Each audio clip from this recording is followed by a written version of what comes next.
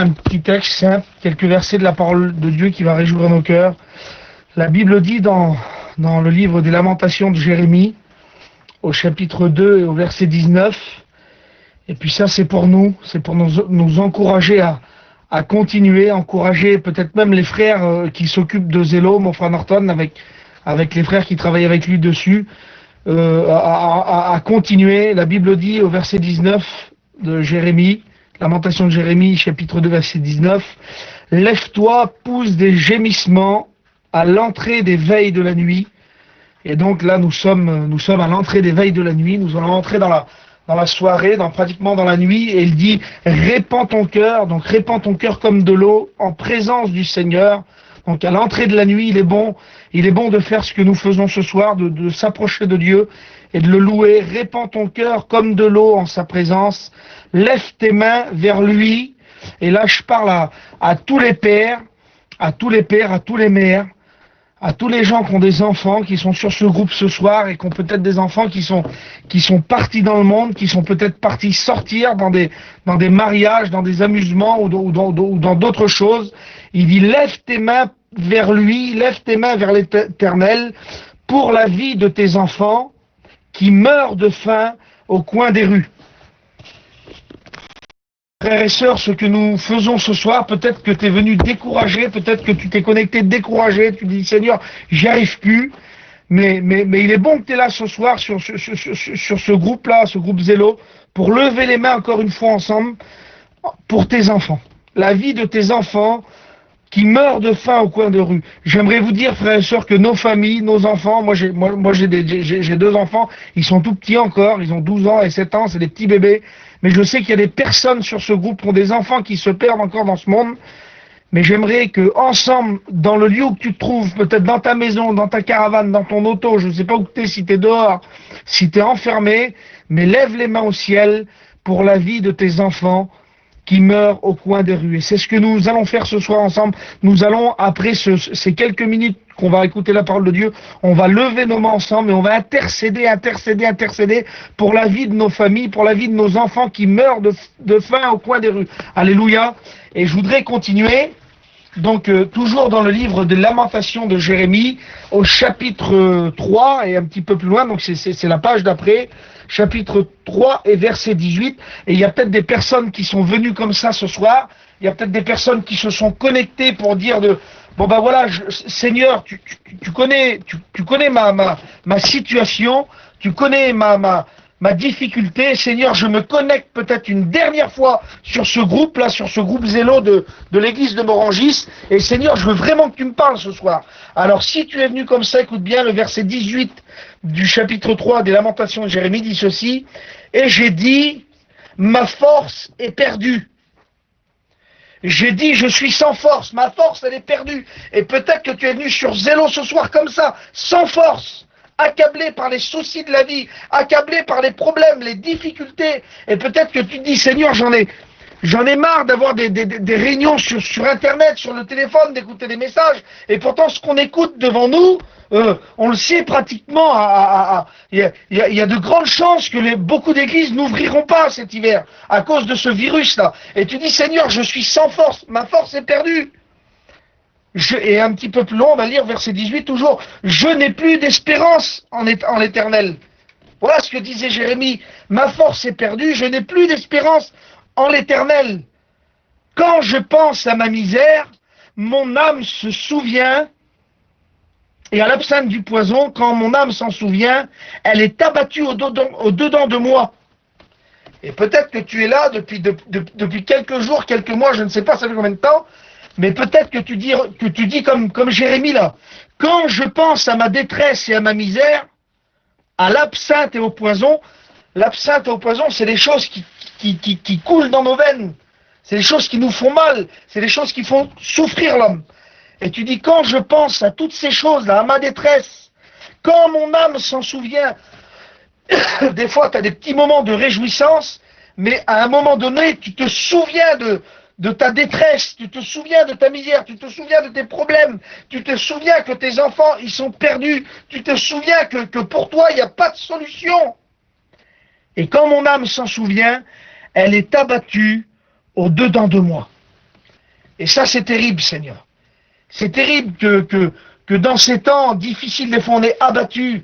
On ne sait plus comment faire, on sait plus comment faire. Pourtant, on écoute des messages, et des messages, et des messages, et des messages. Mais tu n'as pas besoin d'un message ce soir. Tu as besoin de Jésus.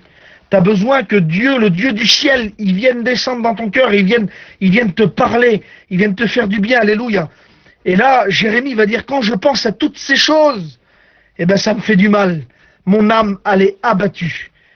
Mais voilà, au verset 21, tout de suite en dessous, il va dire quelque chose de merveilleux. Et c'est pour vous ce soir, pour celui qui écoute la parole de Dieu ce soir. Voici ce que je veux repasser en mon cœur et ce qui me donnera de l'espérance. Et oui, il y a quelque chose que tu vas repasser dans ton cœur ce soir, que tu vas te repasser comme un baume, comme une pommade qui va te faire du bien.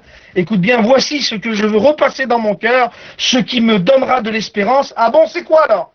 C'est quoi, pasteur, ce qu'il faut repasser sur notre cœur, ce qu'il faut repasser sur mon âme pour que j'aille plus loin, pour que j'aille de l'espérance? Qu'est-ce qu'il faut que je fasse? Eh bien, regardez ce que dit Jérémie. Il va dire, voici ce que je veux repasser en mon cœur et ce qui me donnera de l'espérance, c'est que les bontés de l'Éternel ne sont pas épuisées et ses compassions ne sont pas arrivées à leur terme. Quelle beauté!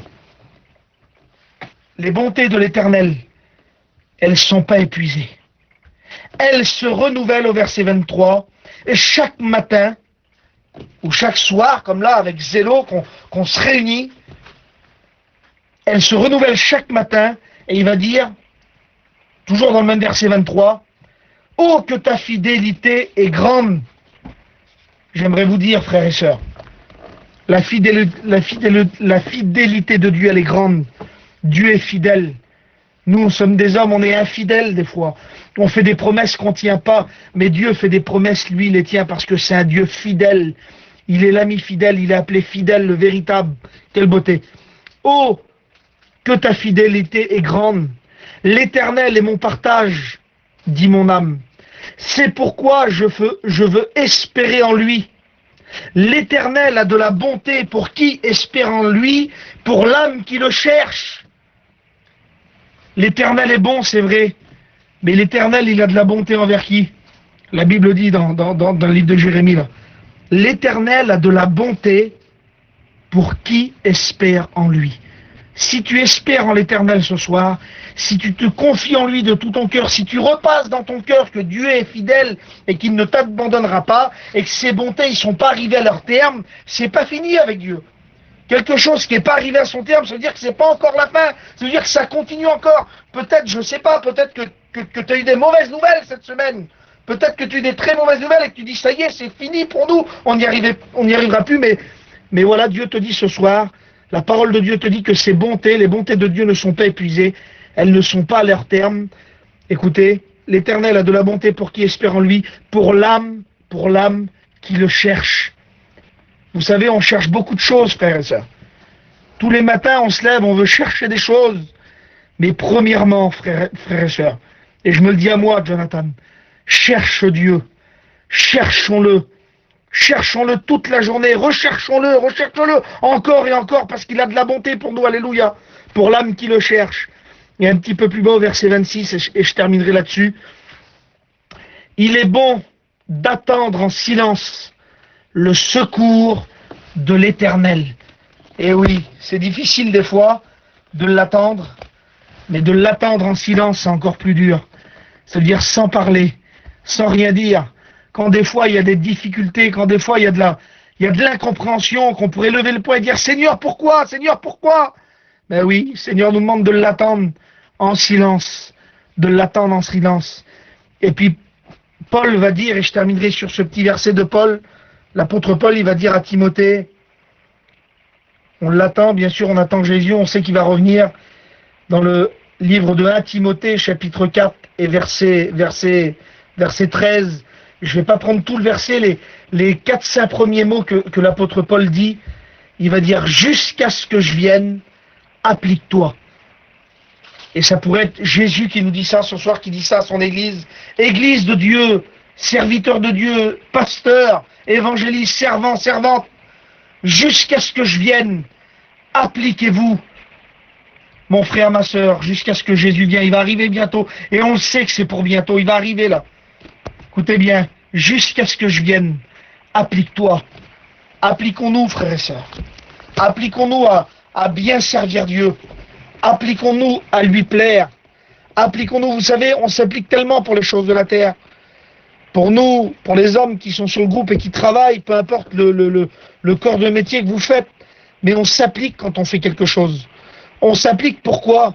Je pense à quelqu'un, par exemple, qui fait les toits ou qui a un métier manuel, on va dire. Il s'applique pourquoi? Parce qu'il veut que ça marche. Il veut que ça arrive, que ça se passe bien ce qu'il fait. Et j'aimerais vous dire que avec Dieu, on veut que ça se passe bien, alors on s'applique. Et je veux, dans ces temps de la fin, là, m'appliquer. Mettre tout mon cœur, toute mon âme pour vivre pour lui. Alléluia. Et puis, il y a des sœurs, certainement, aussi sur le groupe. Quand ils font leurs affaires, le matin, on s'applique. Pourquoi? Parce qu'on veut que ça soit, on veut que c'est propre, on veut que c'est net, on veut qu'il y ait une bonne odeur dans la maison. Alors, on s'applique. On essaye de faire les choses bien. Alors, frères et sœurs, et je me le dis à moi ce soir, Jonathan, applique-toi. Applique-toi à bien servir Dieu. Applique-toi à être là où il veut que tu sois, le Seigneur. Je me le dis à moi ce soir. Applique. Applique. Je voudrais qu'on s'applique ce soir. Mais il dit ces mots, jusqu'à ce que je vienne. Et là, c'est une grande question. On ne sait pas, nous. On n'a pas de date. On n'a pas de chronomètre. On ne sait pas quand est-ce qu'il va revenir. Mais tout ce que nous savons, c'est qu'il nous a dit qu'il allait revenir, le Seigneur. Et je crois de tout mon cœur que Jésus est à la porte. Alors appliquons-nous et attendons-le en silence. Alléluia. Maintenant, je vais prier le Seigneur pour vous. Seigneur, je bénis ton nom. Je glorifie ton nom, Seigneur. Seigneur, merci pour ta grâce. Merci pour ta parole ce soir. Merci pour le message, Seigneur, que tu as mis dans mon cœur. Il me fait du bien. Ta parole me fait du bien, Seigneur. Je veux t'attendre en silence et je veux repasser tes bontés dans mon cœur. Et je veux me lever, Seigneur, c'est vrai, la nuit et crier les bras vers le ciel pour tous ceux de nos familles qui sont perdus, qui se nourrissent pas, Seigneur, de ta parole. Seigneur, bénis-nous ensemble. Bénis le groupe Zélo, Seigneur, tes serviteurs qui travaillent dessus. Bénis-les, Seigneur, encourage-les à continuer. Seigneur, étends tes mains. À ton nom la gloire, toi, toutes les personnes, les 170 personnes qui ont écouté ta parole. Seigneur Jésus, tu connais les besoins. Seigneur, étends tes mains. Oh, je loue, je glorifie le nom de Jésus. À toi la gloire, à toi l'adoration, Seigneur. Amen. Priez le Seigneur, frères et sœurs.